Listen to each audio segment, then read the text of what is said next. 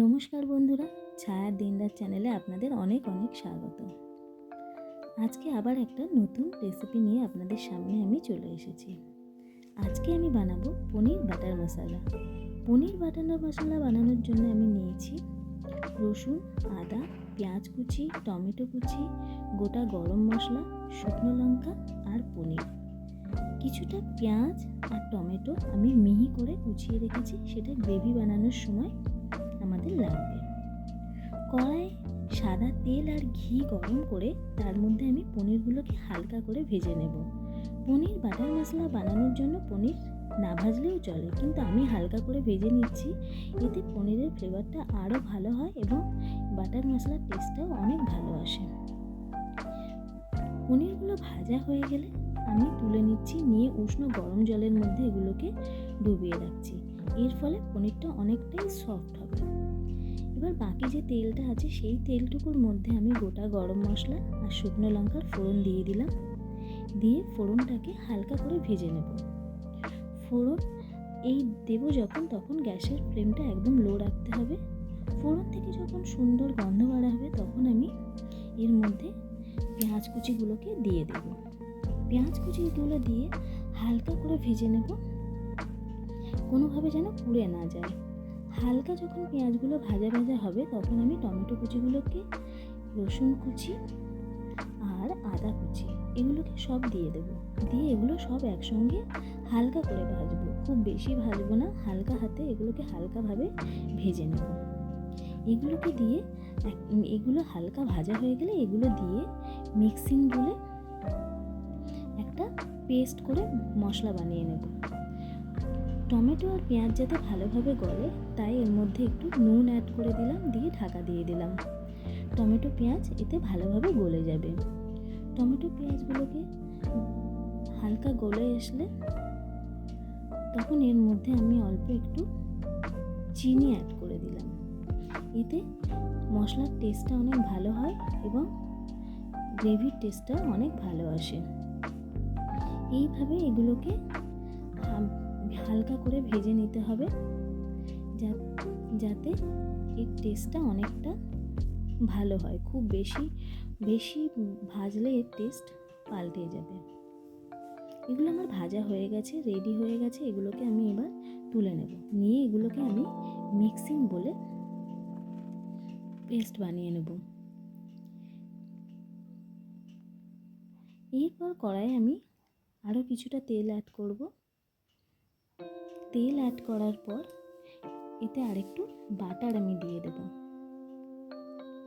বাটারটা মেল্ট হয়ে আসলে তখন আমি এর মধ্যে কুচানো পেঁয়াজগুলো দিয়ে দেব। এগুলো সেই পেঁয়াজ যেগুলো মিহি করে আমি কুচিয়ে রেখেছিলাম। এই কুচানো পেঁয়াজগুলো এর মধ্যে দিয়ে আমি নাড়তে থাকবো। এটা গ্রেভি বানানোর জন্য আমাদের কাজে লাগবে। এরপর পেঁয়াজগুলো হালকা ভাজা হলে তার মধ্যে আমি কুচিয়ে রাখা টমেটোগুলোকেও দিয়ে দিলাম। দিয়ে দুটোকে একসঙ্গে আমি ভালোভাবে ভাজবো। রান্নাটা এমন একটা জিনিস, যদি ভালোবেসে মন থেকে করা যায় তাহলে তার স্বাদ কোনোদিন ভোলা যায় না। এর মধ্যে আমি একটু নুনও অ্যাড করে দিলাম আর একটু কাশ্মীরি লঙ্কার গুঁড়ো দিয়ে দিলাম। যেহেতু রান্নাটাতে বারে বারে একটু একটু করে নুন দিতে হচ্ছে, সেই জন্য যখনই নুনটা দেবেন একটু অল্প করেই নুন দেবেন এবং বুঝে দেবেন, যতটা প্রয়োজন সেই অনুযায়ী দেবেন। যখন আমার পেঁয়াজ আর টমেটো থেকে তেল ছেড়ে আসলো তখন আমি এর মধ্যে ধনে গুঁড়ো আর জিরে গুঁড়ো অ্যাড করে দিলাম। ধনে গুঁড়ো, জিরে গুঁড়ো দিয়ে মশলাটাকে আরও একটু ভালোভাবে কষিয়ে নেব, যেন কোনোভাবেই তলায় লেগে না যায়। এরপর আমার সেই পেঁয়াজ আর টমেটো, আদা, রসুন যেগুলোকে হালকা সতে করে ভেজে নিয়েছিলাম সেইটার পেস্টটা আমি এর মধ্যে দিয়ে দিলাম। বাটিটা ধুয়ে পেস্টের জলটাও এর মধ্যে দিয়ে দিলাম। দিয়ে এটাকে আবারও ভালোভাবে কষাতে হবে। পনির বাটার মশলায় মশলা কষানোটা খুবই দরকার। মশলা ভালোভাবে কষানো না হলে পনির বাটার মশলার টেস্ট একদমই ভালো আসে না। আমি সামান্য জল দিয়ে দিলাম কষাতে কষাতে। যখন দেখলাম যে মশলা থেকে তেল ছেড়ে এসছে, তখন আমি এর মধ্যে একটু জল দিয়ে দিলাম। আপনাদের যেমন গ্রেভির প্রয়োজন আপনারা সেই অনুযায়ী জল দেবেন। যদিও পনির বাটার মশলাতে বেশি জল লাগে না। আমি এটাকে ঢাকা দিয়ে দিলাম যাতে এটা একটু ভালোভাবে মশলাটা সিদ্ধ হয়ে যায়। আপনাদের সাথে রোজ নতুন নতুন রান্না শেয়ার করতে আমার খুব ভালো লাগে। ব্যাস আমি কড়ার এই ঢাকাটা তুলে একটু দেখে নিলাম যে হ্যাঁ আমার মশলাটা রেডি হয়েছে কিনা। মনে হলো যে হ্যাঁ আরেকটু তেল ছাড়ার দরকার আছে, তাই আমি এটাকে আবার একটু ঢাকা দিয়ে দিলাম। এর থেকে দেখলাম ভালোভাবে তেল ছেড়ে এসছে। এবার আমি জলে ভিজিয়ে রাখা পনিরগুলোকে এর মধ্যে দিয়ে দেব। পনিরগুলোকে খুবই হালকা হাতে দিতে হবে, কারণ এগুলো খুবই সফট। গরম জলে রাখার জন্য আরও সফট হয়ে গেছে। ব্যাস এগুলোকে দেওয়ার পর, গ্রেভিতে দেওয়ার পর হালকা হাতে মিক্সড করে নিতে হবে, যাতে মশলাগুলো পনিরের সঙ্গে ভালোভাবে মিক্সড হয়ে যায় এবং মশলার ফ্লেভারটা যাতে এর মধ্যে যায়। এই রেসিপির সাথে পরোটা, লুচি, রুটি হলে এই টেস্ট যেন আরও বেড়ে যায় অনেক। এবং তার সঙ্গে একটু যদি থাকে কাঁচা পেঁয়াজ আর কাঁচা লঙ্কা। ব্যাস বলতে গেলে আমার পনির বাটার মশলা একদম রেডি হয়ে গেছে। একটু গরম মশলা অ্যাড করে দিলাম।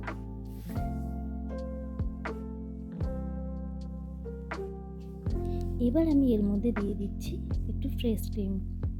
এতে স্বাদটা আরও অনেক ভালো হয়ে যাবে এবং পনির বাটার মশলার মধ্যে ফ্রেশ ক্রিম দিলে এটা খেতে আরও অনেক ভালো লাগে।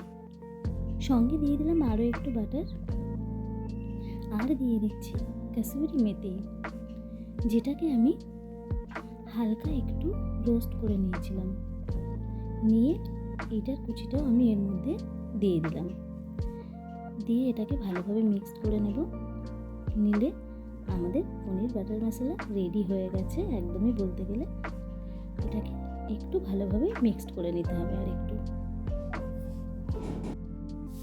শীতের রাতে এমন একটা ডিশের সাথে যদি ডিনার হয়, তাহলে যেন ডিনারটা অনেক জমে যায়।